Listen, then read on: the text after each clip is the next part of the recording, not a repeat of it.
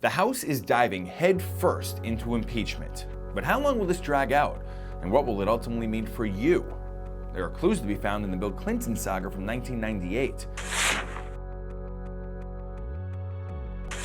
Impeachment starts with an investigation by the House of Representatives into whether the president committed an offense that fits the intentionally vague definition of high crimes or misdemeanors.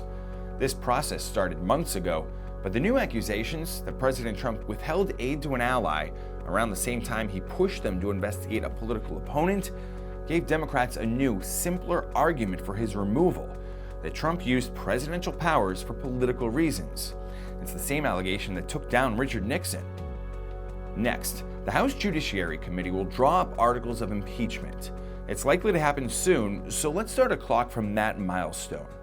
In 1998, when House Judiciary drew up articles of impeachment on Clinton, it was 9 days later Republicans took them to a floor for a vote, approving them mostly along party lines. All it takes is a simple majority to advance impeachment.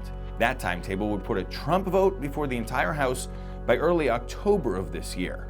And with Democrats controlling 54% of the seats, the impeachment would likely pass. Also likely, endless mailers, ads, and social media attacks next year, reminding you of exactly how your local congressmember voted on this historical issue. It will be an opportunity to sling mud for both parties. What comes after that is a full trial before the Senate. For Clinton, it began on day 27. That could put the start of a Trump trial somewhere in the late October or November range. And buckle up. If you've been frustrated by rhetoric and divisiveness the last couple of years, we're just getting warmed up. Look, it's just a continuation of the witch hunt. It's the worst witch hunt in political history. This is how a mafia boss talks.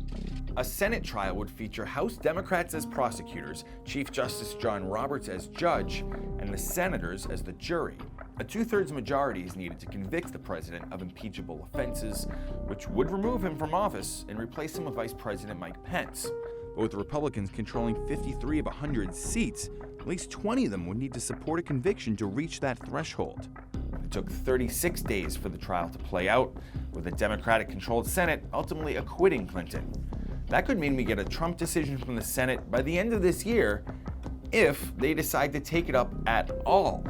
See, there's actually no mandate for the Senate to conduct a trial, and with Republicans controlling the chamber, they may have little incentive to follow the Democrats' plan to address this issue before 2020. And that means even more partisan attacks, and more distractions from the issues that you, the voters, say you want our politicians focused on: healthcare, climate change, student loans.